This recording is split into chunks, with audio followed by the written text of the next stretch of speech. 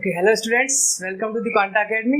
अच्छा, last class में हमने रैशनल के बारे में काफ़ी पढ़ाई की थी, है ना।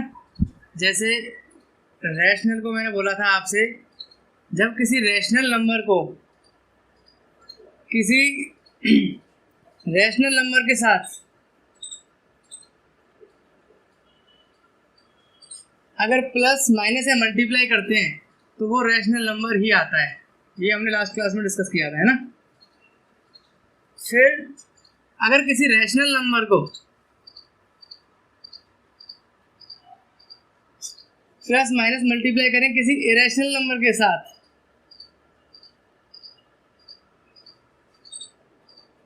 तो इरेशनल आता है। इरेशनल नंबर आता है एक्सेप्ट कौन सा केस था जो हटाया था? जीरो। जीरो क्यों हटाया था याद है? क्योंकि रैशनल नंबर जीरो क्या होता है? एक रैशनल नंबर होता है। अगर यहाँ हम जीरो रख देंगे ना तो उसके साथ आप कोई भी चीज़ मल्टीप्लाई कर लिए वो जीरो ही हो जाएगी। तो अगर जीरो हो गई तो वो क्या हो जाएगी? Rational number. तो बाकी सारे इरेशनल होंगे लेकिन जीरो एक्सेप्ट जीरो, जीरो वाला केस रैशनल होगा। ठीक है, चलो इसको आगे कंटिन्यू करते हैं।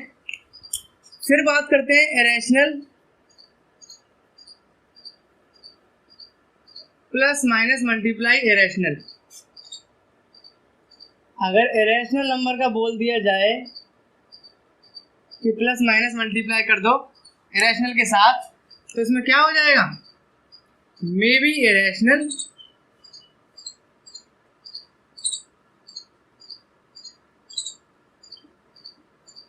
मे बी रैशनल और मे बी रैशनल। ठीक है, समझ में आया?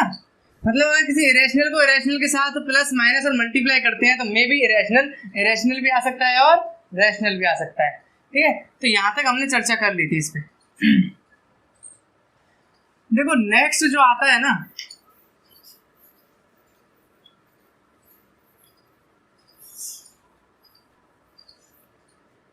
वो आता है इमेजिनरी नंबर। इमेजिनरी नंबर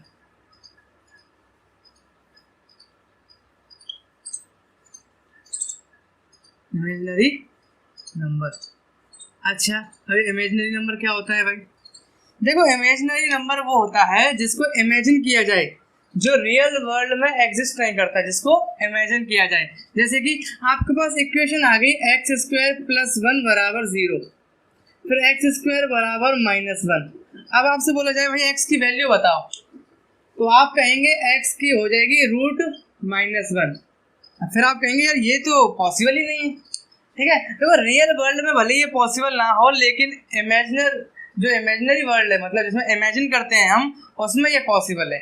इसकी वैल्यू होती है आयोटा, इसको बोलते हैं इमेजिनरी नंबर। और इमेजिनरी नंबर क्या होता है? आयोटा इमेजिनरी नंबर जिसको इमेजिन किया जाता है। ठीक है, रियल वर्ल्ड में एग्जिस्ट नहीं है लेकिन इमेजिन कर सकते हैं हम इसको।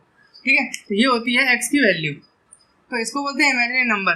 अब उसके बाद बात करते हैं जो हमारा सबसे बड़ा, मैंने आपको बताया था जो किंग होता है मैथ्स का, वो होता है कॉम्प्लेक्स नंबर। क्या होता है? Complex number. आपको ये बताया गया था कि कॉम्प्लेक्स नंबर दो नंबर्स से मिलके बनता है, रियल और इमेजिनरी। देखो कॉम्प्लेक्स का मतलब ही होता है जुड़ना, मिलना। ठीक है, तो कॉम्प्लेक्स का मतलब होता है मिलना। मिलता कैसे है? Real number plus imaginary number, इन दोनों को मिला के बनता है कॉम्प्लेक्स नंबर। तो इसको सिंबल को रिप्रेजेंट करते हैं कॉम्प्लेक्स नंबर को z, ऐसे z को बीच में से कट कर दो छोटा सा। ठीक है, ये होता है कॉम्प्लेक्स नंबर। इसको डिफाइन कैसे करते हैं? a प्लस बी आयोटा, ऐसे डिफाइन करते हैं इसको, a प्लस बी आयोटा। जहां पर ये a क्या है? रियल पार्ट होता है, और ये b, ये वाला पार्ट क्या होता है? पूरा ये होता है इमेजिनरी पार्ट। क्या होता है? Imaginary part. तो मैंने जैसा कि आपको बोला रियल और इमेजिनरी को मिला के बनता है z। अच्छा, आप कहेंगे कि सारे नंबर कॉम्प्लेक्स नंबर होते हैं? मैंने कहा हाँ सारे होंगे। कैसे? मान लो मैं बात करता हूँ जीरो की, आप बोलो कि इस जीरो को मैं इस फॉर्म में कैसे लिख सकता हूँ, तो मैंने बोला जीरो बराबर zero plus zero into iota. देखो इसको आप सॉल्व करोगे ना तो जीरो ही आएगा। यहाँ पर ए और बी की वैल्यू क्या है 0, ठीक है। तो सारे नंबर जितने भी होते हैं ना वो सब के सब क्या होते हैं कॉम्प्लेक्स नंबर होते हैं, इसीलिए बोला था कि ये किंग होता है कॉम्प्लेक्स नंबर और इससे आगे नंबर्स बनते जाते हैं, ठीक है, इसी से बना था ना चार्ट। तो ये होता है आपका कॉम्प्लेक्स नंबर, ठीक है। चलो मान लो आपको बोला जाए कि रूट फाइव क्या होता है इरेशनल नंबर। उसने बोला कि भाई इरेशनल नंबर को बताना जरा, ये कॉम्प्लेक्स होगा नहीं होगा। मैंने बोला बिल्कुल होगा। कैसे? √5 प्लस 0 आयोटा, आप इसको सॉल्व कर लो, √5 ही आएगा, ठीक है। तो ये a प्लस बी आयोटा की फॉर्म में है, ये भी एक कॉम्प्लेक्स नंबर है, ठीक है। ऐसे ही हम सारे नंबर्स को डिराइव कर सकते हैं, ठीक है। तो सारे नंबर्स क्या होते हैं कॉम्प्लेक्स नंबर्स। देखो फिर हमने HCF और LCM पे थोड़ी चर्चा की थी, है ना। चलो उसको कंटिन्यू करते हैं चर्चा को, थोड़ी सी अच्छी चीज होती है HCF और LCM।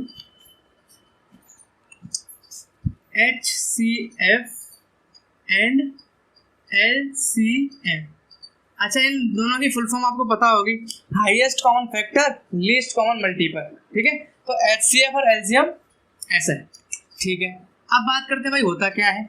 देखो हाईएस्ट कॉमन मल्टीपल का मतलब क्या होता है, हाईएस्ट कॉमन फैक्टर का, मान लो आपके पास आ रहा है 25 और इधर आ रहा है मान लो कुछ भी डिजिट ले लो आप 135, ऐसा कुछ ले लो, कुछ भी ले लो मतलब। तो ये हो गया 5 यहाँ से आ जाएगा 27, ठीक है। फिर बात करते हैं 5 1, यहाँ पर 27 का कुछ नहीं बिगड़ेगा। फिर उसके बाद 3 1 9, ये आपको लेना आता है ऐसे 3 1 3 3 1 1। हाईएस्ट कॉमन फैक्टर का मतलब क्या है कि कौन सा नंबर सबसे ज्यादा बार आ रहा है, कौन सा नंबर आ रहा है 3, तो इसका HCF क्या हो जाएगा। अगर हम HCF निकालेंगे 25 का और 135 का, ठीक है, तो क्या हो जाएगा वो 3, ठीक है। तो ऐसे हाईएस्ट कॉमन फैक्टर का मतलब ये होता है कि कौन सा फैक्टर सबसे ज्यादा बार आ रहा है, हाईएस्ट कॉमन फैक्टर, ठीक है। अच्छा अब इसका LCM निकालते तो कैसे निकालते, LCM तो आपको पता होना चाहिए ये 5 ये 3 और ये एक्स्ट्रा 3, ठीक है। तो इसका LCM इन तीनों का मल्टीप्लाई करने से आ जाता है, इनका मल्टीप्लाई करने से। कैसे? 25 9 × 3 27 × 25, इसको सॉल्व करने से आगे क्या आ जाएगा इसका LCM। तो LCM तो आप जानते हैं सिंपली मल्टीप्लाई होता है, मेन था HCF का बताना, ठीक है। HCF कैसे निकलता है हाईएस्ट कॉमन फैक्टर, और लीस्ट कॉमन मल्टीपल का मतलब क्या है, ऐसे आप देखो कौन कौन से मल्टीपल्स कॉमन है, ये वाला कॉमन है, ये वाला कॉमन है, ये अलग है, ठीक है। ऐसे निकालते हैं लीस्ट कॉमन मल्टीपल। अच्छा चलो ये हो गया, लेकिन ये तो चलो छोटी छोटी बातें थी जो आपने मतलब ऑलरेडी पढ़ रखी है, इनकी बात नहीं करते। हम बात करते हैं थोड़े बड़े नंबर्स की। मान लीजिए आपसे बोला जाए HCF निकालिए आप 7/2 का, 8/9 का और 5/3 का, लेट से कुछ भी, ठीक है। अब आप इसमें नहीं बता सकते कि कौन सा कॉमन है कौन सा कॉमन नहीं है, ठीक है। तो HCF में आप अभी नहीं बता सकते कि इनका डायरेक्ट HCF क्या होगा। तो देखो इसके लिए एक ट्रिक है। ट्रिक क्या है इंपॉर्टेंट लिख लेना इसको थोड़ा। इसके लिए एक ट्रिक है, अगर HCF निकालना हो कभी हमें ऐसे रेशो वाले का 7/2 8/9 और 5/3 वाले का, तो इसका HCF क्या होगा, HCF ऊपर वाले का 7 8 5, ऊपर वाले का HCF और नीचे वाले का LCM, ये क्या हो जाएगा 2 9 3, ठीक है। अगर आपसे बोला जाए रेशो वाले का HCF निकालो तो क्या होगा HCF हो जाएगा ऊपर वाले का HCF कर दो, ऊपर वाले नंबर 7 8 और 5 उनका HCF ले लो और नीचे वाले 2 9 3 का LCM ले लो, ठीक है। अच्छा चलिए ये भी समझ में आ गया सब। अब 7 8 और 5 का HCF लेते हैं, हाईएस्ट कॉमन फैक्टर। अब इनका आप अगर हाईएस्ट कॉमन फैक्टर लेते हैं तो आपको पता चलेगा 7 8 5, ये देखो इन तीनों में ना कुछ भी कॉमन नहीं है, ठीक है, इन तीनों में कुछ भी कॉमन नहीं है, तो इनका HCF क्या हो जाएगा 1। या फिर आप ऐसे सोच सकते हैं कि 5 का मान लो पहले कर देते हैं हम 7 से, 5 1 5 2 आ गया, ठीक है, 2 का 5 से करते हैं, 2 2 4, फिर आ गया 1, 1 का करते हैं 2 से, 1 2 2, ये हो गया कैंसिल। उसके बाद इस 1 का जिससे ये कैंसिल हुआ है उसका किससे करते हैं, बड़े वाले से, 8 से, तो 1 8 8, HCF 1। लेकिन देखो ये तो होता है बहुत ही मतलब बच्चों वाला तरीका, इस तरीके को ना देख के हम ऐसा देखते हैं कि 3 नंबर चेक करिए, नंबर चेक करिए, अगर तीनों नंबर्स में कुछ भी कॉमन नहीं आ रहा है तो उनका HCF क्या होगा, 1, हमेशा ये लागू होगा, ठीक है। अगर तीनों नंबर्स में कुछ भी कॉमन नहीं आ रहा है तो उनका HCF क्या होगा, 1। अच्छा, अब इनकी बात कर लेते हैं, इनमें क्या क्या कॉमन आ रहा है। देखो इसमें कॉमन आ रहा है 3 × 3, ठीक है, इसमें कॉमन आ रहा है ये, तो इसका मतलब क्या होगा कि 9, ये 3 इसके साथ हो गया मल्टीप्लाई, एलसीएम ले रहे हैं हम, ठीक है, least common multiple. Least common multiple का मतलब क्या है, इसका एक 3, 9 और 18, इसका आएगा 18 एलसीएम। या फिर आप ऐसे करके भी कर सकते थे, यहाँ से भी आंसर 18 ही आने वाला है, ठीक। तो 1/18, तो ऐसे करना है, कैसे, देखो 3 से करते हैं पहले, 2 का कुछ नहीं करने वाला, 3 3 से 9, 3 1 जार, फिर 3 से करते हैं 2 1 1, फिर 2 से करते हैं 1 1 1, क्या आ गया इसका, 3 3 से 9, 2 18, तो ये हो गया 1/18। तो देखो इतना कुछ करने की बजाय ना आपको ट्रिक याद रखनी है। अगर आपको ये याद है ना कि HCF निकालना है रेशियो वालों का, तो HCF क्या होगा, ऊपर वालों का HCF निकाल दो, नीचे वालों का LCM निकाल दो, दोनों को कर दो डिवाइड, आ गया HCF, ठीक है। ये काफी इजी ट्रिक है जिसको आप याद रखना। चलो अच्छा, उसके बाद ना बात बिगड़ती कहाँ है, देखो एलसीएम ना बहुत इजी होता है, एचसीएफ तो आपको पता चल ही गया कि एचसीएफ में अगर कॉमन नहीं है 2 नंबर दे दो, 3 नंबर दे दो, 4 दे दो, अगर कॉमन नहीं है तो डायरेक्ट लिख देना आप 1, ठीक है। लेकिन एलसीएम का केस थोड़ा उल्टा हो जाता है। अगर आपसे बोला जाए कि एलसीएम लेते हैं, चलिए अब छोटे छोटे नंबर्स को छोड़ दीजिए, अब बड़ी बड़ी बातें करते हैं। मान लीजिए आपसे बोला जाए रैशनल और इरेशनल की बात करते हैं, आप मुझे रैशनल नंबर का और इरेशनल नंबर का जरा एलसीएम बताइए। तो पहले एक केस ले लेते हैं कि भाई मान लो पहले मैं ले रहा हूँ रैशनल नंबर और रैशनल नंबर, इनका एलसीएम ले रहा हूँ, मान लो 2 रैशनल नंबर है, उनका बताओ मुझे एलसीएम क्या होगा, ठीक है। देखो इसको लिख देना पॉसिबल, बड़ा सा पॉसिबल लिख देना यहाँ, क्यों, क्योंकि 2 रैशनल नंबर का एलसीएम पॉसिबल होता है। अब रैशनल नंबर क्या होते हैं, जो या तो डेसिमल के बाद खत्म हो जाए, टर्मिनेट हो जाए, या फिर ऐसा कुछ भी ले लो 3/2, ये भी खत्म हो रहा है 1.5 पे, या फिर सिर्फ 3 ले लो, या फिर 0 1 2, ये सब क्या है, रैशनल नंबर। तो देखो ये तो नॉर्मल नंबर है, ठीक है, इनका तो रैशनल मतलब एलसीएम लिया जा सकता है।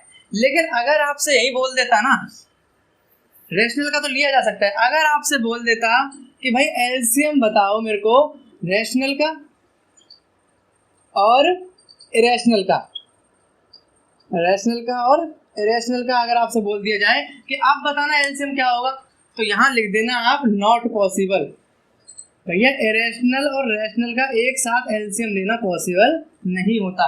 क्यों नहीं होता, देखो मान लो यहाँ है 5, ठीक है, यहाँ है √5, तो आप ऐसा नहीं कह सकते इसको कि भैया एक काम करो इसका आ जाएगा 5√5 एलसीएम खत्म। या फिर ऐसा भी नहीं कह सकते आप कि 5 को √5 × √5 कर दो, ठीक है, और √5 से करेंगे एलसीएम। देखो √5 से कभी भी ऐसे एलसीएम स्टार्ट होता ही नहीं है, ठीक है, आप ऐसा नहीं कर सकते। तो रैशनल और इरेशनल का जब हम लेते हैं ना एलसीएम, वो नॉट पॉसिबल, पॉसिबल नहीं होता उसका आंसर आना, ठीक है। अच्छा, अगर उसके बाद मैं बोलूँ तीसरा केस, एलसीएम ले लिया जाए इरेशनल का और इरेशनल, चलो दोनों इरेशनल है, अब बताओ क्या हो सकता है। देखो अब हो सकता है LCM possible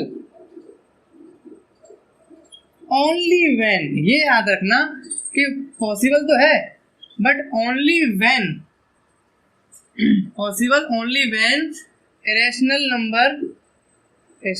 numbers are of same kind, are of same kind. अच्छा, इसका मतलब क्या है भाई, इसका मतलब ये है इरेशनल और इरेशनल एक दूसरे के साथ जब ही तभी एलसीएम कर सकते हैं जब इरेशनल नंबर क्या हो, सेम काइंड के, मतलब सेम प्रजाति, समान प्रजाति लिख लेना इसको हिंदी में, समान प्रजाति, इससे आपको समझ में आ जाएगा ये चीज। चलिए मैं बताता हूँ, उसका एग्जांपल लेते हैं। चलो मान लीजिए आपसे बोला जाए कि मेरे को एलसीएम बताओ ई का और ई स्क्वायर का, तो आप लिख देना नॉट पॉसिबल, नॉट पॉसिबल। क्यों? क्योंकि ये दोनों समान प्रजाति नहीं है। देखो ई एक इरेशनल होता है, आपको पता है ई एक इरेशनल होता है। चलिए इसके बारे में बताऊं कुछ, ई इरेशनल क्यों होता है। देखो ई की पावर एक्स, ये एक्सपेंशन होती है x upon 1 factorial plus x square upon 2 factorial plus x cube upon 3 factorial and so on, चलते चलते आगे, ठीक है, एंड सो ऑन, आगे चलते चलते, है ना। तो ये होती है एक्सपेंशन। अगर आपको निकालना है ना e की पावर 1, यहाँ पे क्या है e की पावर 1, तो x से क्या पुट करना पड़ेगा e की पावर 1, तो 1 plus 1 upon 1 factorial plus 1 upon 2 factorial and so on, ठीक है। तो इसको अगर सॉल्व करते हैं ना तो ये e की ऐसी वैल्यू आती है कुछ 2.375 एंड सो ऑन, आगे चलते चलते चलते जाती है, ठीक है। या फिर मेरे साथ 2.735 एंड सो ऑन चलते चलते, तो ई की वैल्यू ये होती है। अब आप ध्यान से सोचो कि ई को मैंने इरेशनल क्यों कहा। देखो ना ही ये डेसिमल के बाद खत्म हो रही है और ना ही डेसिमल के बाद डिजिट रिपीट हो रही है, इसीलिए ये इरेशनल नंबर होता है, ठीक है। तो इरेशनल और रेशनल पे काफी चर्चा की थी हमने पिछली क्लास में, जो आप देख लेना एक बार। तो ई और ई स्क्वायर हो क्यों नहीं सकता भाई एलसीएम। देखो ई और ई, आपने कहा ई और ई दोनों इरेशनल है, लेकिन ये फिर भी एलसीएम नहीं हो रहा। क्यों? क्योंकि मैंने क्या कहा था आपको, इरेशनल तभी एक दूसरे से एलसीएम हो सकता है जब वो समान प्रजाति, मतलब सेम काइंड के हों। सेम काइंड का मतलब समझते हैं आप, मतलब e की पावर 1 वाले एक तरफ हों, e 2e 3e 4e, e की पावर 1 वाले होते हैं एक प्रजाति के, लेकिन e स्क्वायर वाले हो जाएंगे e स्क्वायर 2 स्क्वायर, ये होती है अलग प्रजाति, अलग काइंड के।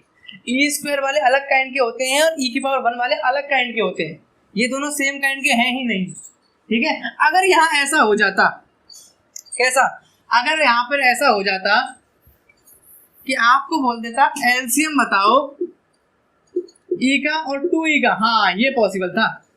क्यों? सेम काइंड के हैं दोनों, e की पावर 1 e की पावर 1 दोनों सेम काइंड के हैं, इनका इसका एलसीएम होता 2e,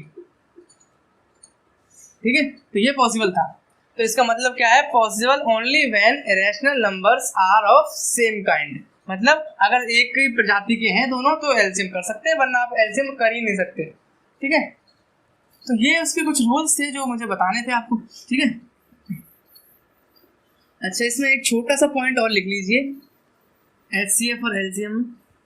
चलो पहले एक रेशनल से एक छोटा सा पॉइंट याद आया, हमेशा ध्यान रखना, मैंने आपको क्या बताया था, क्यू क्या होता है, रैशनल नंबर। क्यू को किससे डिनोट करते हैं हम, रैशनल नंबर से, और क्यू डैश क्या होता है, इरेशनल नंबर। क्यू डैश क्या होता है, इरेशनल नंबर। तो हमेशा ध्यान रखना Q and Q dash are always, इसको नोट डाल के इंपॉर्टेंट लिख लेना, है ना, इंपॉर्टेंट पॉइंट है। Q and Q dash are always alternative to each other. Alternative to each other. देखो इसका मतलब क्या है, अल्टरनेटिव मतलब एक क्या है, अगर पहला Q, अगर पहला नंबर रैशनल है तो उससे अगला जो नंबर आएगा वो इरेशनल ही होगा। ये चीज ध्यान रखना, अगर पहला इरेशनल आ गया तो दूसरा रैशनल हो जाएगा, ठीक है। अगर पहला इरेशनल है तो दूसरा रैशनल, फिर इरेशनल, फिर रैशनल, ऐसे इस सीक्वेंस में चलती हैं ये, ठीक है। तो देखो एक क्वेश्चन आया था आईआईटी का, एक क्वेश्चन देखा था मैंने जेई का, उसमें क्या बोल रहा था ना, उसने बोला था बहुत ही आसान सा था, मतलब उसने बोला था कि बताओ इरेशनल कौन सा है इनमें से, 22/7 बी आया था, आपको शायद मैंने ये क्वेश्चन बता दिया है बट मुझे सही से याद नहीं, 0, फिर डी आया था 1.5। बताओ इनमें से इरेशनल कौन सा है। देखो कभी भी अगर पाई और 22/7 में से इरेशनल लेना हो ना तो हम हमेशा 22/7 को सिलेक्ट करते हैं। स्टूडेंट्स इसमें दोनों कराए थे ऑप्शन करेक्ट, जो गलत था, एंड दोनों नहीं हो सकते थे। एक सही था इसमें। अब कैसे हो सकता है, देखो पाई और 22/7 एक के बाद एक ऐसे आते हैं, अल्टरनेटिव सीक्वेंस में आते हैं, ठीक है। तो अगर एक इरेशनल है तो दूसरा इरेशनल होगा, ये तो चलो ठीक है, लेकिन 22/7 ही इरेशनल क्यों होगा? देखो जो पाई होता है ना, ये जो पाई होता है ये कभी भी 22/7 के बराबर नहीं होता। बुक्स में जो दिया होता है वो अजम्पशन ली होती है, उसने बताया होता है एज्यूम कर लो, लेकिन ये एक्चुअल में इसके बराबर होता नहीं है। लेकिन पाई जो होता है ना वो नियरली इक्वल 3.14 के होता है। पाई नियरली क्यों? देखो ये डिजिट ना 3.14 आगे बहुत जाती है, तो इसका राउंड ऑफ करके यहाँ तक लेके आते हैं इसको, और उसके बाद कह देते हैं pi is nearly equal to 3.14। लेकिन pi is never equal to 22/7। याद रखना, जो 10th में आपने पढ़ा 9th में, वो एज्यूम करवाता है आपसे कि आप मान लो कि पाई 22/7, तब आप मान सकते हैं, ठीक है। लेकिन आप ये ऐसा नहीं कह सकते 22/7 ही होता है पाई, ऐसा कभी नहीं कह सकते। तो इसीलिए अब सजेस्ट करता हूँ कि ये 22/7 ना इरेशनल मान के चला करो आप। अगर ये इरेशनल है तो पाई डेफिनेटली क्या होगा? रैशनल। तो इरेशनल में ये ऑप्शन सही था, ये हो गया रैशनल, ये खत्म। जीरो क्या होता है? टर्मिनेट हो चुका है, मतलब खत्म हो जाता है, तो ये क्या हो गया? रैशनल। 1.5 आगे पॉइंट के बाद क्या हो गया? खत्म, तो ये भी रैशनल। तो एक ही ऑप्शन सही था इसमें, 22/7, ठीक है। तब ये बात पता चली थी, है ना। तो पता क्या चली थी? पता तो बहुत पहले चल गई थी, बट मुझे ये बात तभी पता चली थी कि pi is nearly equal to 3.14, but pi कभी भी 22/7 के बराबर नहीं होता, ठीक है। अजम्पशन ले सकते हैं आप। तो ये तो पॉइंट थोड़ा मेरे को इम्पोर्टेंट था जो बताना था आपको। अच्छा चलिए, ये तो हो गया। अब मैं एलसीएम और एचसीएफ एक छोटा सा पॉइंट है वो और बता देता हूँ। देखो 2 नंबर का एलसीएफ है, एचसीएफ ए बी, जो आया सी। मान लो आपने 2 नंबर दिए आपको क्वेश्चन में, आप उसने कहा कि आप एचसीएफ निकाल दो, और आपने निकाल भी दिया, वो आ गया सी। फिर एलसीएम बोला उसने, ए और बी का एलसीएम निकालो, आपने लेट से कुछ भी निकाल दिया, डी, ठीक है। हमेशा ध्यान रखना जो प्रोडक्ट होता है सी और डी का, वो बराबर होता है ए और बी के प्रोडक्ट के। ये रूल इंपॉर्टेंट है, ठीक है। इसका मतलब क्या है? HCF of AB into LCM of AB। इसका मतलब क्या हुआ कि प्रोडक्ट करना है आपको LCM का और HCF का, वो बराबर किसके आएगा? उन 2 नंबर्स के जिनका हम प्रोडक्ट कर रहे हैं, जिनसे हम LCM और HCF निकाल रहे हैं, ठीक है। C × D बराबर A × B, ये होता है इसका। चलो इसमें एक छोटी सी बात और लिख लो, HCF always less than LCM। HCF जो होता है ना, हमेशा कब छोटा होता है LCM से, हमेशा, ठीक है। ऐसा कभी नहीं होगा अगर HCF बड़ा है और LCM छोटा, तो कभी नहीं होगा ये, ठीक है, कभी नहीं हो सकता, ये कभी नहीं होगा, ये सही है। HCF हमेशा छोटा होता है LCM से। अच्छा, अब इसके ऊपर कुछ एक नंबर का क्वेश्चन था कि NCERT में ही है ये, तो शायद कि आपसे बोला गया 2 नंबर है, HCF दे दिया उनका A एंड B, इनका HCF दे रखा था 25, ठीक है, और LCM दे रखा था कुछ 7 दे रखा था मे बी, ठीक है। आप उससे पूछा था कि आपने ये जो निकाला है वो सही है या गलत है, ठीक है। तो उसका आंसर नो था, क्योंकि इसमें HCF क्या था? बड़ा था LCM से, जो कि पॉसिबल ही नहीं है, ठीक है। तो ये इसका आंसर था नॉट पॉसिबल। तो HCF कभी भी बड़ा नहीं हो सकता LCM से।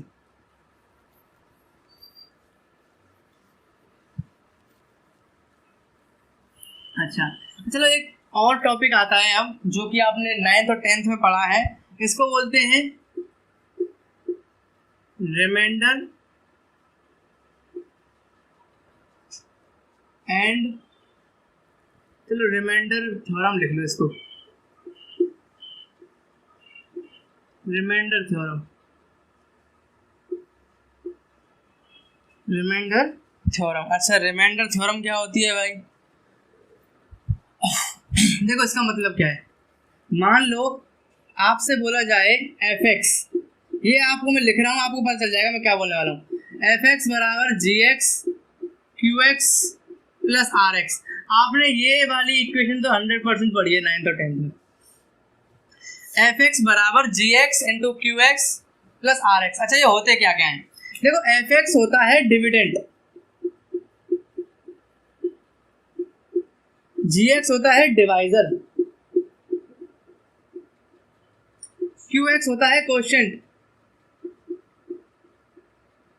और RX होता है रिमाइंडर।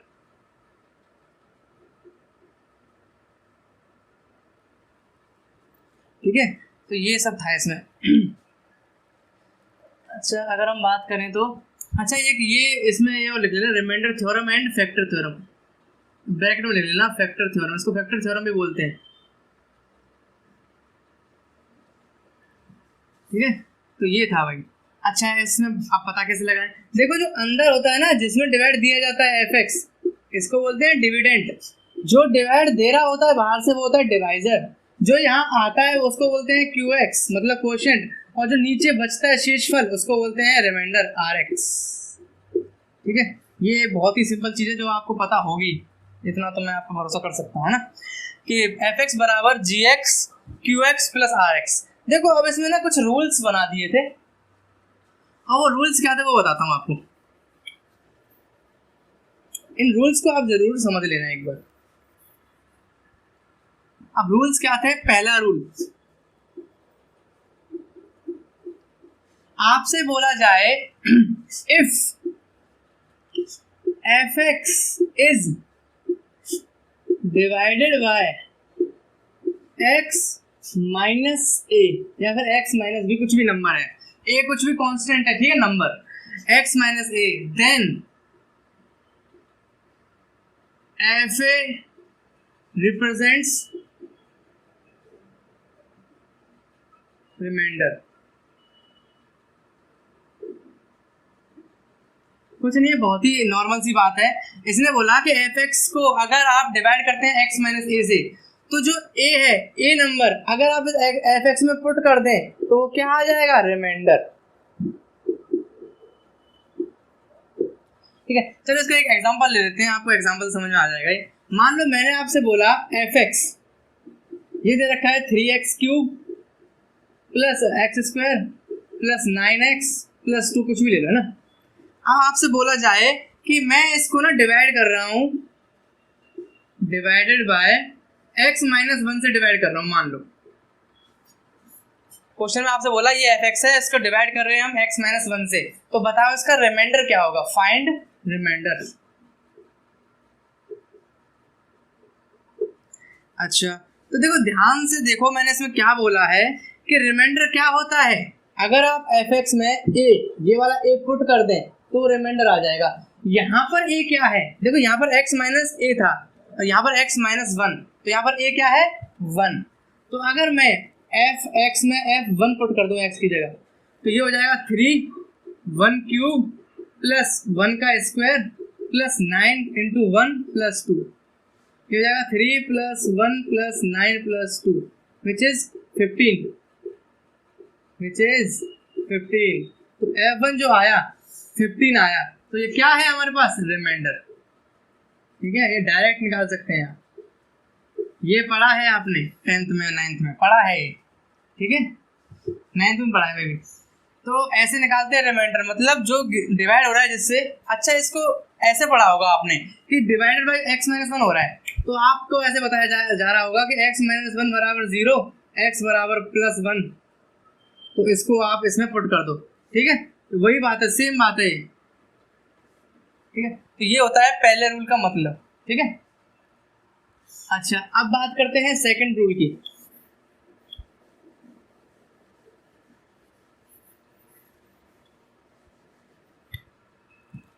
सेकंड रूल इसमें क्या था? If fx is a polynomial, fx कोई एक पॉलिनोमियल है, ठीक है, मान लो पॉलिनोमियल कैसा लिख लेते हैं इसको, ax की पावर 4 प्लस bx की पावर 3 प्लस cx की power 2 plus dx plus e। ऐसा कोई 4 डिग्री का पॉलिनोमियल है फिर आपसे बोला जाए कि रिमाइंडर क्या होगा, तो देखो हमेशा ध्यान रखना, और इसमें बोला जाए कि डिवाइडेड बाय, मैं इसको डिवाइड कर रहा हूं a x की पावर 2 से प्लस bx प्लस c से, इससे डिवाइड कर रहा हूँ लेट से, कुछ भी है ना, मान लीजिए इसको मैं इससे डिवाइड कर रहा हूँ, तब आपसे पूछा जाए कि रिमाइंडर क्या होगा, तो हमेशा ध्यान रखना कि जो डिवाइजर है हमारा, ये डिवाइजर क्या होता है gx, और जो रिमाइंडर आएगा वो एक x की पावर घट के आएगा। दोबारा बोलता हूँ, जो ये डिवाइजर है इसकी पावर हाईएस्ट पावर क्या है x की 2, तो जो रिमाइंडर आएगा उसकी हाईएस्ट x की पावर क्या होगी 1। कैसे, ऐसे हो जाएगा फिर, ये मान लीजिए कुछ भी px प्लस q, ये होगा इसका रिमाइंडर। ये सेकंड रूल था। देखो ये छोटे छोटे ट्रिक्स हैं, हालांकि इनको हम इसमें डिवाइड करके सॉल्व कर सकते हैं, लेकिन ये छोटे छोटे ट्रिक्स हैं जो आपको याद होनी चाहिए। हर क्वेश्चन में ऐसा नहीं होता कि आप ऐसे डिवाइड करके देखें, ठीक है। हो सकता है आपने इसके बाद का क्वेश्चन ज़्यादा बड़ा कर दिया हो, तो पहले आप इसको डिवाइड करेंगे, उसके बाद उस क्वेश्चन को करेंगे तो काफ़ी बड़ा हो जाएगा, है ना। तो ये हो गया। तो देखो ये दो रूल्स है जो अभी के लिए आप फिलहाल याद रखना, ठीक है, कि भाई अगर एफ एक्स दे रखा है तो जो जी एक्स होगा, जी एक्स क्या है एक्स माइनस ए, उसको अगर पुट कर देंगे एक्स की जगह पे ए को तो रिमाइंडर आ जाएगा। और यहाँ पर क्या पड़ा कि डिवाइजर की अगर डिवाइजर में देखो कि कोई भी अननोन क्वांटिटी, यहाँ एक्स का वाई भी हो सकता था, ठीक है, अगर किसी अननोन क्वांटिटी का हाईएस्ट पावर 2 है तो रिमाइंडर में क्या आ जाएगी 1। तो ये रूल आपने पढ़ा होगा, है ना। चलो मैं कुछ क्वेश्चंस दे रहा हूँ, आप पहले इजी क्वेश्चन करें, उसके बाद एक अच्छा सा क्वेश्चन उठाएंगे हम टफ। एक इजी दे रहा हूँ, उसके बाद टफ करेंगे। इजी तो ये है चलो कि 3x स्क्वायर, 3x क्यूब ले लो, चलो 9x square plus 17x plus 9 is divided by x minus 2। चलो प्लस 2 ले लो, इसमें दूसरा वाला रूल भी कवर हो जाएगा। Divide by x plus 2, find rx, बोले तो रिमाइंडर, फाइंड रिमाइंडर। रिमाइंडर बताइए अगर x प्लस 2 को डिवाइड कर रहे हैं हम इसके साथ।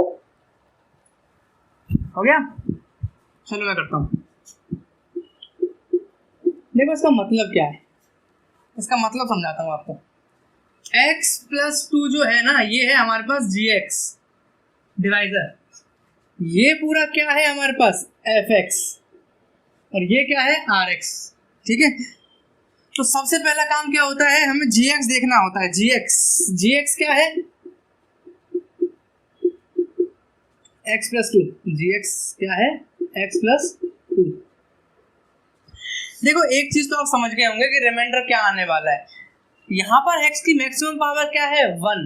मैंने आपको क्या बताया था कि आप डिवाइजर की पावर देखिए, डिवाइजर की पावर देखिए क्या है, x की मैक्सिमम पावर क्या है 1, तो जो रिमाइंडर आएगा उसकी पावर क्या हो जाएगी x की पावर 0, एक कम हो जाएगी। तो x की पावर 0 क्या होता है 1, किसी की पावर 0 करो 1 होता है। तो हमें ये तो पता चल गया कि भाई जो ये rx आएगा ना, ये कांस्टेंट क्वांटिटी आएगी, ये एक कांस्टेंट क्वांटिटी आएगी जिसमें कोई भी x नहीं होगा, ये तो हमें पता चल गया। अच्छा इसको निकालेंगे कैसे, वही तरीका, gx को आप 0 के बराबर रख दीजिए, x की वैल्यू क्या आ गई -2, बस कुछ नहीं, ये fx कितना दे रखा था 3x square cube plus 9x square plus 17x plus 9, तो यहाँ पर x क्या पुट कर दीजिए -2, तो -2 का क्यूब प्लस 9 -2 का स्क्वायर प्लस 17 -2 प्लस 9। तो यहाँ से अगर सॉल्व करते हैं तो ये होता है -24, ये हो जाएगा प्लस 36 -34 प्लस 9। इसको अगर सॉल्व करते हैं तो 2 -22 प्लस 9 बोले तो -30, ठीक है, ये आ गया -30। तो ये क्या आ गया इसका रिमाइंडर, ठीक है, ये आ गया इसका रिमाइंडर। तो आपको एक ही चीज़ याद रखनी है, तो डिवाइजर में जो दे रखा है ना कांस्टेंट, उसको इसमें पुट कर दीजिए fx में, आपका रिमाइंडर आ जाएगा। ये एक सिंपल सी बात है इसकी। अच्छा आप वो लॉन्ग डिवीजन मेथड पढ़ा था ना हमने 9th में, आप वैसा भी कर सकते हैं, इसको इससे डिवाइड करो लॉन्ग डिवीजन मेथड से, वो भी पॉसिबल है, ठीक है, उससे भी रिमाइंडर यही आएगा -30। करके देख लेना एक बार, ना।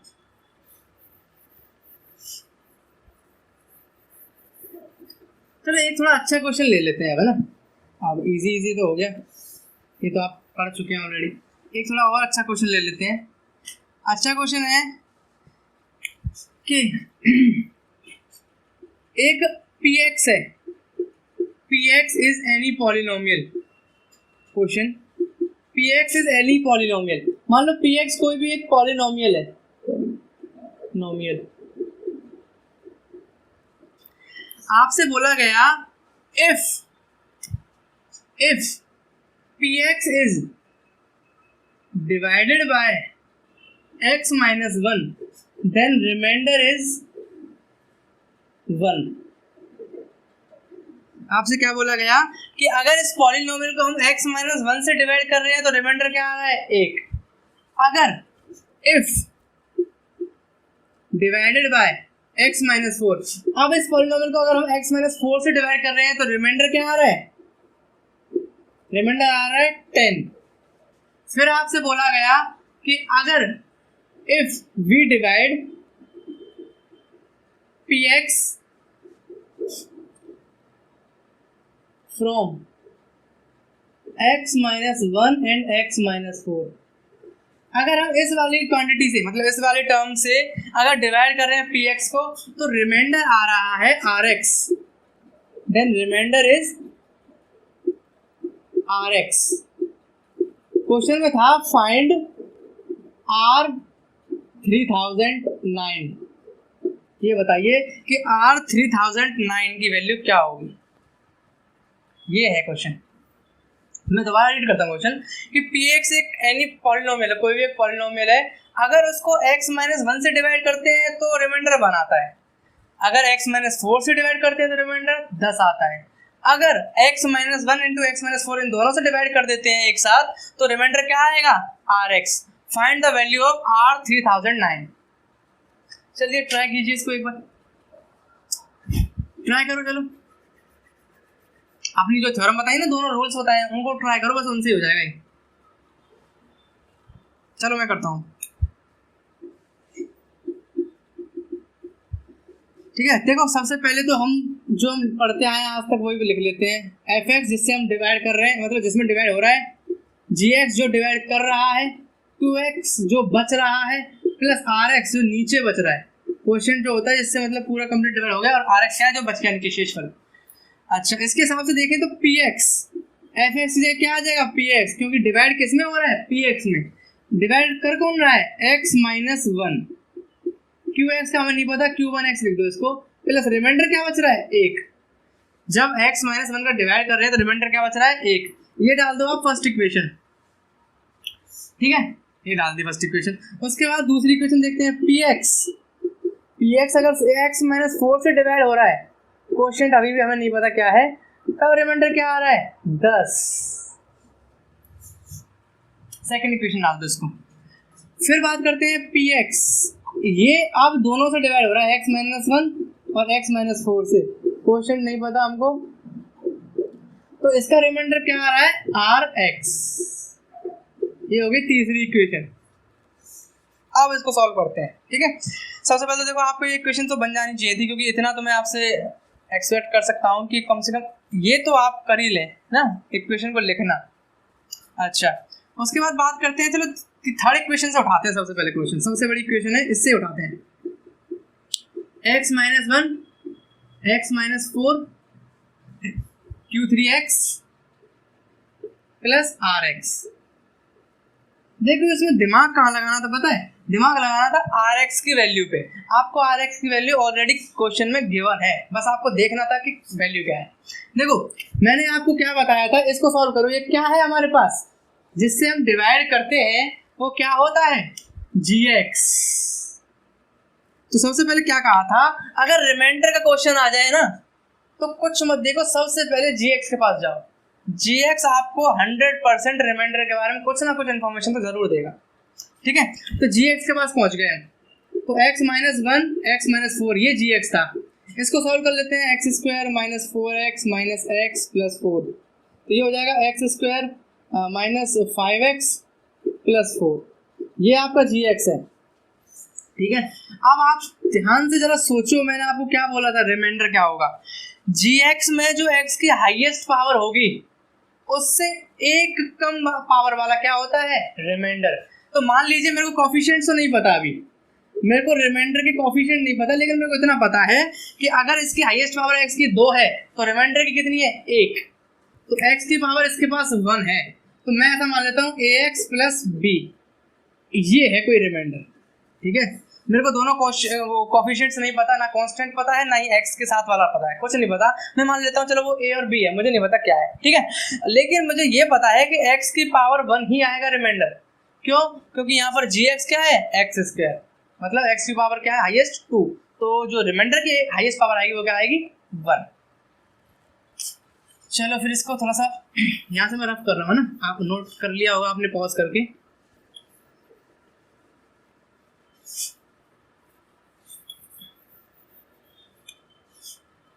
चलो Rx को अब यहाँ लिख लेते हैं, ax प्लस b। अच्छा, अब अपनी इंफॉर्मेशन का यूज करते हैं हम कि जब हमने x माइनस 1 का डिवाइड किया था, अच्छा x माइनस 1 का डिवाइड करने का क्या मतलब हुआ, px में अगर आप डिवाइड करते हैं x माइनस 1 का, इसका मतलब क्या है, a क्या है यहाँ पर 1, x माइनस a का कर रहे थे ना, तो यहाँ पर a क्या आ गया 1। तो इसका मतलब क्या है, अच्छा आप कह रहे हो कि अगर मैं x को मतलब fx फंक्शन में इसमें 1 रख दूं तो वो रिमाइंडर के बराबर आ जाएगा। मैंने कहा हाँ बिल्कुल ठीक, अगर आप फंक्शन में ये कांस्टेंट रख देते हैं ना तो वो रिमाइंडर ही होता है। ठीक है, इसका मतलब क्या है, मैंने फंक्शन में अगर 1 रख दिया किसी भी पॉलिनोमियल में, कोई भी पॉलिनोमियल, मुझे नहीं पता क्या पॉलिनोमियल था ये, मुझे नहीं पता, मेरे को इतना पता है कि अगर मैं इस पॉलिनोमियल में इसका डिवाइजर का रख दूंगा तो मेरे पास रिमाइंडर तो आ ही जाएगा। ठीक है, 1 रखा, उसने ये भी बोल दिया क्वेश्चन में कि जब आप इससे डिवाइड कर रहे हैं तो रिमाइंडर क्या आ रहा है 1, तो उसने आपको वैल्यू भी दे दी थी, आपको P1 की वैल्यू भी गिवन थी। ठीक है, अच्छा चलिए अब इसमें पुट करते हैं, Px है ना, इसमें P1 पुट करते हैं जरा x की जगह। अगर आप ध्यान से देखो यहाँ 1 पुट कर दो आप 0 हो जाएगा, ये 1 माइनस 1 0, ये पूरा 0 हो गया यहाँ तक।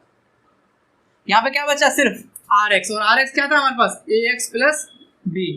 अच्छा, उसके बाद P1 की वैल्यू दे रखी है क्या आपको, बिल्कुल दे रखी है 1।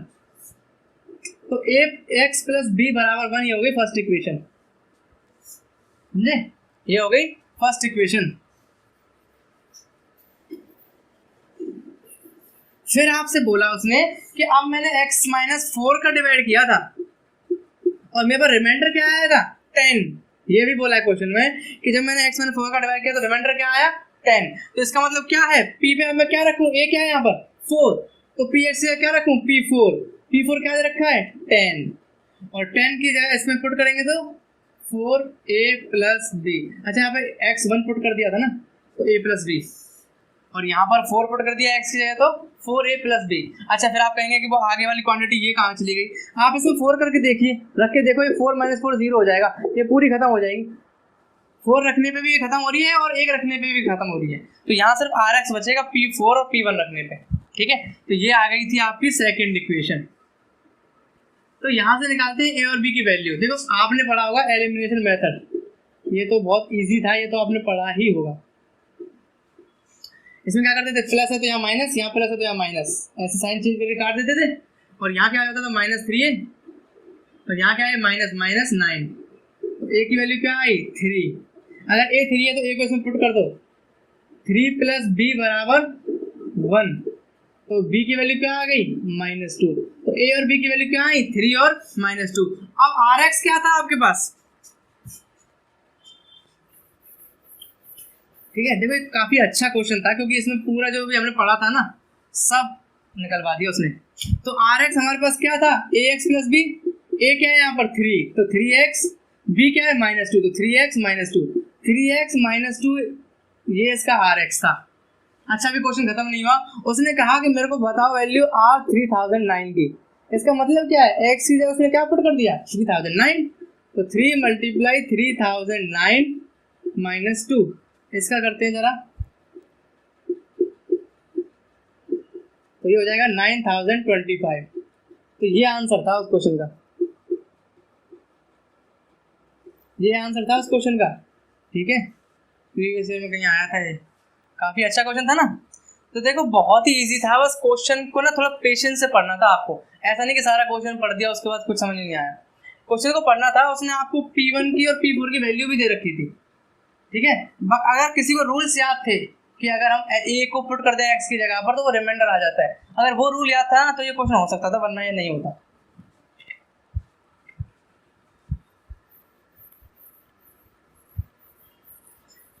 चलिए नेक्स्ट एक इम्पोर्टेंट चीज पढ़ते हैं, जो आपने नाम तो सुना होगा लेकिन मे भी आप पढ़ते नहीं है उस चीज को ज्यादा, है ना, पढ़ने में रुचि है नहीं मतलब।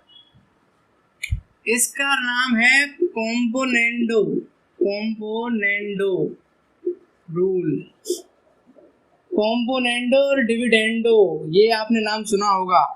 कॉम्पोनेंडो रूल बहुत इंपॉर्टेंट रूल होता है साहब, बहुत ही इंपॉर्टेंट। कैसे? अगर आपके पास कोई ऐसे नंबर दे रखा हो a/b बराबर c/d, अब आप कहेंगे कि यही नंबर क्यों ले रहा हूं मैं, तो एक चीज हमेशा ध्यान रखना, कॉम्पोनेंडो और डिविडेंडो ये जो रूल होते हैं ये हमेशा प्रोपोर्शनल में लगते हैं। अगर कोई नंबर प्रोपोर्शनल में ऐसे दे रखे हैं ना तभी ये रूल लग सकते हैं, कॉम्पोनेंडो और डिविडेंडो दोनों, वरना ये रूल नहीं लगेंगे। अगर सिंपल आपको ऐसे दे देंगे ना a/b, ये कभी नहीं लगेगा साहब, इसमें ये लग ही नहीं सकता रूल, ठीक है। वो बताऊंगा आगे क्यों नहीं लग सकता, ठीक है। तो ये हमेशा ध्यान रखना, always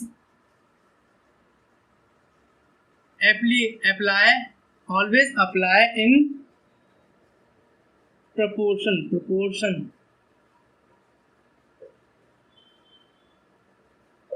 always apply in proportion, ठीक है। अच्छा इसका मतलब क्या होता है, देखो कॉम्पोनेंटो क्या होता है कि कॉम्पोनेंटो का मतलब होता है जोड़ना।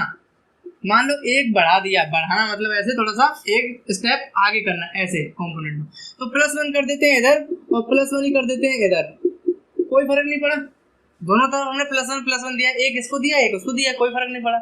तो यहाँ से अगर हम देखें तो ये हो जाएगा a+b/d, ये हो जाएगा c+d/d, ये होता है कॉम्पोनेंडो।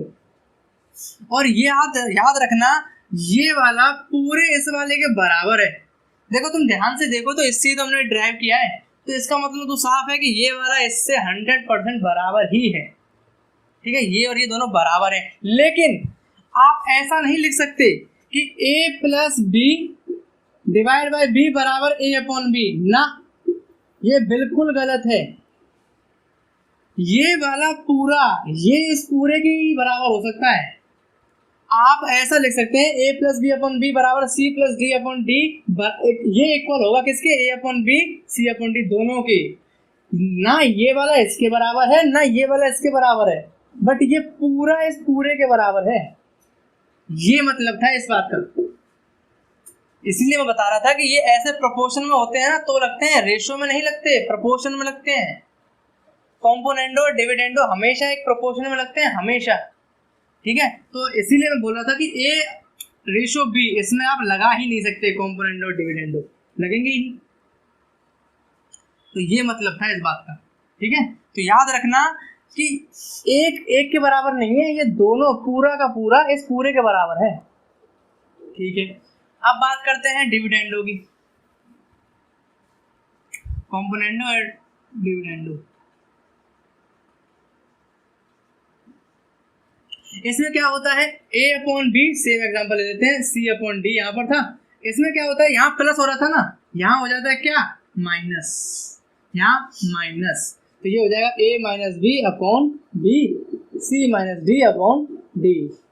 बाकी सारे रूल्स बिल्कुल इसके जैसे हैं कि ये a/b के बराबर नहीं है, लेकिन ये पूरा का पूरा, इसको पूरा ऐसे लिख देना, ये बराबर होगा a/b बराबर c/d के, इस पूरे के बराबर है ये, ठीक है, किसी एक के बराबर नहीं है।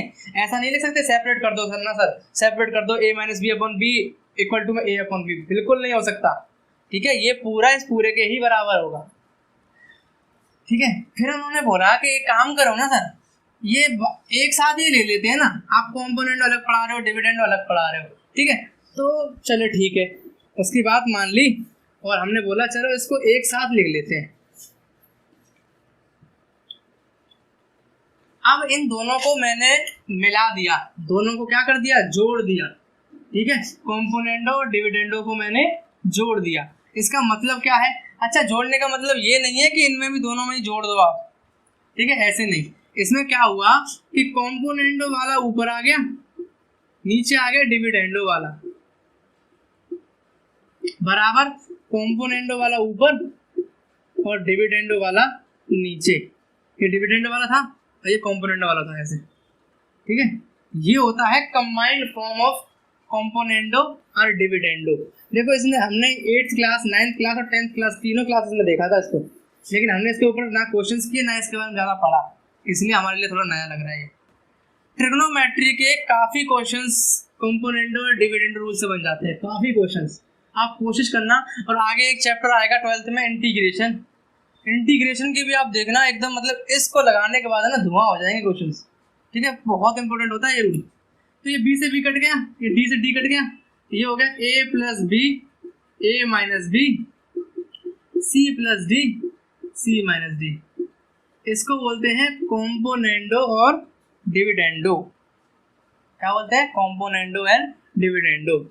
अगर आपसे बोला जाए ना कि भैया एक्स अब वाई अपॉन, इधर लिख दो एल अपॉन एम, इनकी कॉम्पोनेंडो और डिविडेंडो फॉर्म बताना, तो बहुत सिंपल है, नीचे लिख देना, ऊपर लिख देना एक्स प्लस वाई, नीचे लिख देना एक्स माइनस वाई, इधर लिख देना एल प्लस एम और नीचे लिख देना एल माइनस एम, खत्म, सिंपल, ठीक है। मैं बार बार यही बात बोल रहा हूँ कि ये और ये दोनों बराबर होंगे ए अपॉन बी और सी अपॉन डी के। ऐसा नहीं करना कि ए अपॉन बी को इसके बराबर रख दो, ऐसा कभी नहीं होगा। चलो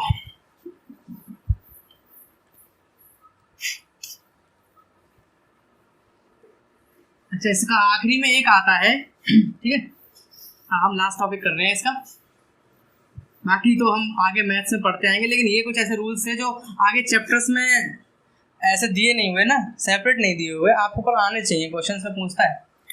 इसको बोलते हैं के मेथड, ये भी एक इम्पोर्टेंट मेथड माना जाता है भाई, के मेथड, ठीक है, के मेथड। पता है इस मेथड को लगाने की जरूरत कहाँ पड़ती है सबसे ज्यादा, अगर आपके पास ऐसे दे रखा हो ax a1x plus b1y plus c1z बराबर 0, a2x plus b2y plus c2z बराबर 0, a3x plus b3y plus c3z बराबर 0। इन क्वेश्चंस में जब बोला जाए ना कि बताओ एक्स वाई जेड की वैल्यू क्या है, ऐसे क्वेश्चंस में लगता है के मेथड, ठीक है। चलिए बताते हैं के मेथड होता क्या है, एक एग्जांपल ले लेते हैं इसका, उसके बाद हम आगे कंटिन्यू करेंगे।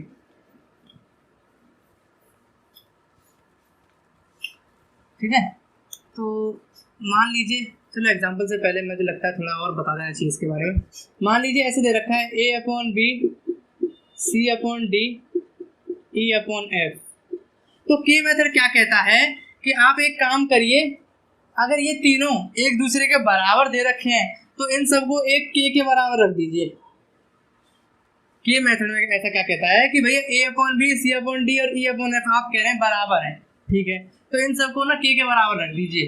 तो यहाँ से जो a की वैल्यू आएगी ना, a की, वो होगी b के, और जो c की वैल्यू आएगी वो होगी d के, और जो e की वैल्यू आएगी वो होगी f के। बस ये याद रखना, ठीक है, ये काफी इंपॉर्टेंट है। तो अगर कोई ऐसे इक्वल दे रखा हो ना, तो के इक्वल रख के आप आंसर्स निकाल सकते हैं, ठीक है, निकलते भी यहाँ आगे आंसर। देखो एक और इसमें काफी इंपॉर्टेंट चीज बताई थी कि a upon B, C upon D, E upon F is equal to a plus C plus E upon B plus D plus F. ये आपके थोड़ा सा मुझे लगता है दिमाग से ऊपर चला गया होगा। a अपॉन बी बराबर सी अपॉन डी बराबर ई अपॉन एफ हमेशा बराबर होगा ऊपर वाले का सम करने पे और नीचे वाले का सम करने से। कैसे प्रूव करता हूँ, a की वैल्यू क्या थी, b के रख दिया, c की वैल्यू क्या थी, d के रख दिया, e की वैल्यू क्या थी, f के, ये भी रख दिया, ठीक है। और नीचे क्या है, b d f, ठीक है, तो ये बी डी एफ, यहाँ से के कॉमन ले लो, अंदर क्या बचेगा B plus D plus F, और फिर उसके बाद B plus D plus F, ये कट गया, क्या आ गया आंसर के। और हमने पढ़ रखा है कि इनके सब के बराबर क्या होता है के, तो इसका मतलब अगर इन सब की जगह हम ये भी लिख देते हैं ना ए प्लस सी प्लस ई और upon B plus D plus F, तो भी सही था, तो भी एक ही बात है, ये इनकी जगह हम ये लिख सकते हैं, एक ही बात है, ठीक है, आंसर आएगा के। और इनसे भी के ही आ रहा था और इससे भी पूरे से के ही आ रहा है, इसका मतलब ये और ये एकदम बराबर है, ठीक है। चलिए क्वेश्चन लेते हैं इसके ऊपर, है ना, अभी समझ में आएगा थोड़ा अच्छी तरह से।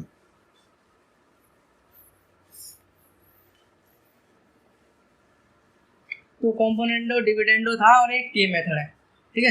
मान लो मैं लेता हूँ यहाँ पर 2x plus 3y plus 7z बराबर 2 और 9x plus 8y minus 3z बराबर 7, कुछ भी ले लो। और उसके बाद आते हैं 10x plus 2y plus 7z बराबर लेट से कुछ भी 3। अब आपसे बोला जाए कि ये के मेथड लगाना जरा, तो ऐसा करना क्या है इसमें, पहले आप एक काम कीजिए, x की इसको ढक लीजिए, पहले दो इक्वेशन लीजिए आप, इसमें से दो इक्वेशन लीजिए, 2x plus 3y plus 7z बराबर 2, 9x plus 8y minus 3z बराबर 7, ठीक है। x को ढक लो, यहाँ लिख दो 3 8, फिर क्या है 7 माइनस 3, और उसके बाद आगे वाले से इसको कवर कर दो, 2 9 3 8, बहुत सिंपल है। इसको ढका, यहाँ क्या आएगा 3 8 7 3, उसके बाद आगे वाले के लिए पीछे वाले को ढक दो, इनको लिख दो आगे वालों को, ठीक है। तो ध्यान रखना दिस मल्टीप्लाई x अपॉन, इसका आगे फॉर्मेट क्या बनेगा, x अपॉन इसका मल्टीप्लाई इससे माइनस इसका मल्टीप्लाई इससे। अगर आप डिटरमिनेंट, चलो डिटरमिनेंट तो आप आगे पढ़ेंगे 11th में 11 12 में मैट्रिक्स और डिटरमिनेंट, तब आपको समझ में आ जाएगी। ये डिटरमिनेंट भी ऐसे ही निकालते हैं, 3 मल्टीप्लाई माइनस 3 माइनस 8 मल्टीप्लाई 7, ये कितना हो जाएगा, तो ये हो जाएगा माइनस 9 माइनस 56, तो ये हो जाएगा माइनस 65 बराबर इसका मल्टीप्लाई इससे y अपॉन 7 9 सा 63 माइनस माइनस और माइनस कितना हो गया प्लस, तो माइनस प्लस 6 बराबर z अपॉन के लिए क्या हो जाएगा, इसका मल्टीप्लाई इससे इसका मल्टीप्लाई इससे, तो 2 6 8 से 16 माइनस 9 3 से 27, तो x upon minus 65 y upon 69 और z अपॉन आ गया माइनस 11, ठीक है, ये आ गया। अच्छा भाई ये आ गया, मैंने आपको दूसरा स्टेप क्या बताया था, ऐसे निकाल लो, उसके बाद क्या रखना है इनकी जगह, तीनों इक्वल आ गए, देखो दोनों तीनों एक दूसरे के इक्वल है, बराबर क्या रख दो के, यहाँ से लगेगा के मेथड, के मेथड लगा दो, x की वैल्यू आ गई माइनस 65 की, y की वैल्यू आ गई 69 की, z की आ गई लेट से माइनस 11 की, ठीक है। अब इन ये जो वैल्यूज आई है इनको थर्ड इक्वेशन में पुट कर दो। आप थर्ड इक्वेशन में पुट करेंगे ना तो x y z सब गायब हो जाएगा, सिर्फ k की फॉर्म बचेगी, ठीक है। तो 10 पुट करते हैं इसको, 10 माइनस 65 की प्लस 2 प्लस 69 की प्लस 7 और z की जगह क्या आ जाएगा माइनस 11 की, बराबर क्या है 3 के। आप इनको सॉल्व करना, k की वैल्यू आएगी और k की वैल्यू यहाँ रख देना, यहाँ पे x y z आ जाएगा, ठीक है। तो x y z की वैल्यू तीनों की निकल जाएगी। तो ये होता है k मेथड। अगर 3 दे रखी हो ना तो x y z कैसे निकालना होता है इसका ये वो बताता है k मेथड, ठीक है। ये इजीएस्ट मेथड होता है वैसे, बस आपको थोड़ा सा रिवाइज करना है। कैसे, पहले दो इक्वेशन को उठा के रख ली, फिर क्या करो, दो इक्वेशन में से इसको छुपा लो, इन दोनों को, इन चारों एलिमेंट्स को लिख लो, नीचे लिखे थे ना हमने 3 7 8 माइनस 3 लिख लिया। उसके बाद पीछे वाले को छुपा लो, सबसे पीछे वाले को, और इन दोनों को लिख लो, ठीक है। उसके बाद आप जानते ही हैं x अपॉन रखना है x की वैल्यूज, फिर y अपॉन, फिर z अपॉन, और बराबर रख देना k की, आंसर आ जाएगा, ठीक है। तो देखो ये आपका चैप्टर फिनिश हो चुका है, बेसिक्स ऑफ मैथ। देखो ये कोई 11th का चैप्टर नहीं है, आपको मैं पहले ही बता चुका हूँ, ये 8th 9th 11th 12th 10th सबके लिए है, ठीक है। क्योंकि देखो कॉम्पोनेंडो, डिविडेंडो, के मेथड, रैशनल नंबर क्या होते हैं, रेशनल क्या होते हैं, ये हर एक को पता होना चाहिए ना, इसीलिए मैंने सोचा था सबसे पहले आपको बेसिक्स ऑफ मैथ कराया जाए, ठीक है। अच्छा नेक्स्ट चैप्टर ना हम करेंगे इसका लॉगरिथम, लॉग वाला चैप्टर। देखो लॉग की भी बहुत प्रॉपर्टीज होती हैं, बहुत, ठीक है। लॉग भी काफी अच्छा चैप्टर माना जाता है, और लॉग आपका ऐसा नहीं है कि 11th 12th में आपको एक सेपरेट चैप्टर देगा लॉग, ऐसा कुछ नहीं है, ठीक है। लेकिन यूज बहुत होगा लॉग, काफी क्वेश्चन में यूज होता है लॉग, ठीक है। तो मुझे लगता है आपको लॉग पढ़ना चाहिए, उसके बाद आप एकदम प्रिपेयर हो जाएंगे 10th से 11th में जाने के लिए, ठीक है। Thank you.